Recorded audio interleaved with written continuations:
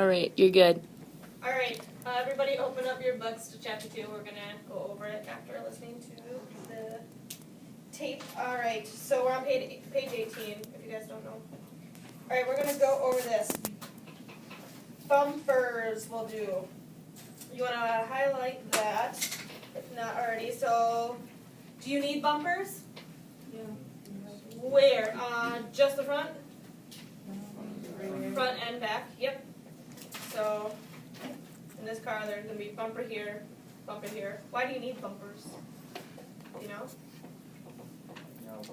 No? So what if somebody comes up to you, you have that big of a gap before they actually even reach the car too, in case something, if you were in an accident, they're going to hit that big bumper before anything on your car. So it's nice to rather have a bumper damage than a whole vehicle. So, and they're pretty sturdy, so.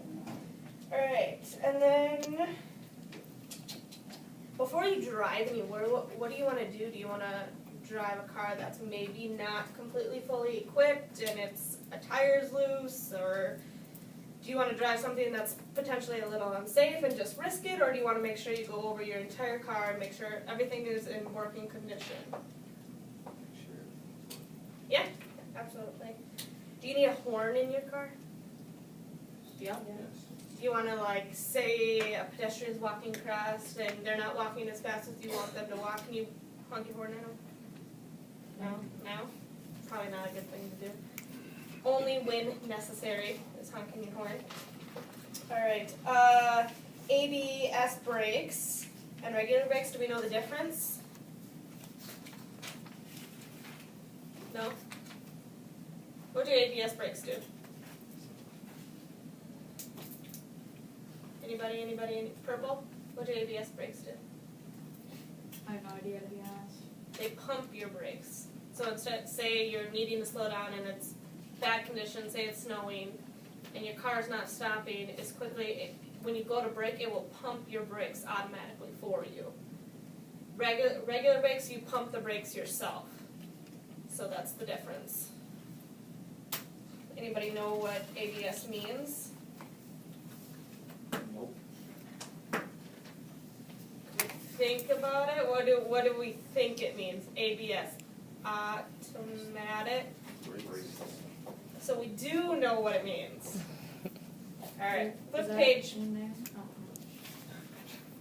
Go to the next page. We're on 19. Headlights and tail lights. Do we need both of those? Why? What if it's light out?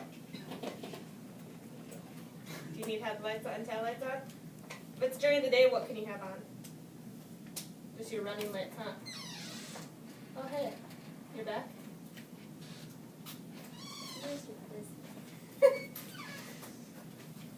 Alright. So we're going to look at this car for headlights and taillights. And we're going to have headlights, taillights. How many feet do headlights go forward? 50. Wait, what did you do that? 500. What did you know? Did you do that? How, well, you can see them for 350. Those are your high beams. I just read it. Wait, what did you ask? How many feet in front of you do your headlights, before they're illuminated, right? So what do your headlights need to be visible for is what she's asking. You guys know this. You definitely can start chatting about it. You don't have to be so quiet. What about in the back? So what does it mean when all around? Exactly. So how many are your brights on before 350? Yep. What about behind you? Say there's 200. Two. Yep. Exactly. All right. And then do you want your headlights dirty or do you want them clean? Clean, because if they're dirty and they're foggy, they're less as bright and you can see for not as far. So you want that. How long can your headlights, or how long do you want your headlights turned on for? That's not my cell phone. Do not have your cell phones on. We're going to go over actually the last paragraph in highlights and taillights. So your highlights must be turned on at sunset and used until sunrise. It may also be used during the weather conditions that include rain, snow, hail, sleet, fog, and any other time you cannot see clearly on the roads ahead for at least 500 feet. So it's dark out, you want your headlights on so you can see in front of you in case there's cars, you know, any active, like what if an animal ran out in front of you, you want to be able to see that and, you know, stop accordingly. We're going to go to license plate. White license plate bulb must eliminate the rear license plate to make it visible at night, because what if somebody's driving behind you and say they can see you swerving or you're you know, you seem dangerous.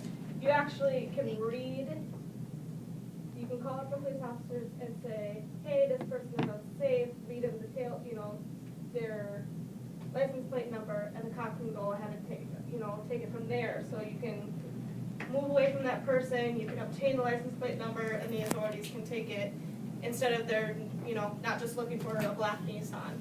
So that would be pretty impossible. All right, we're going to go over to the next page. Well, before that, when you do your signals, how many feet do you need them for? 100? Yep. All right, mufflers. Why do you need a muffler? And keeps the vehicle from making sudden and prolonged, not loud noises. read the last sentence. Carbon monoxide. Yes. Can you see carbon monoxide? No. No. What can it do? Kill you. Yeah. So, kind of a prime example, my boyfriend is a mechanic on the side after his daytime job. He's always in the garage working on something. And he'll keep the cars running for a long time. Can that carbon monoxide seep up to my bedroom when I'm sleeping? Yeah, it could kill me.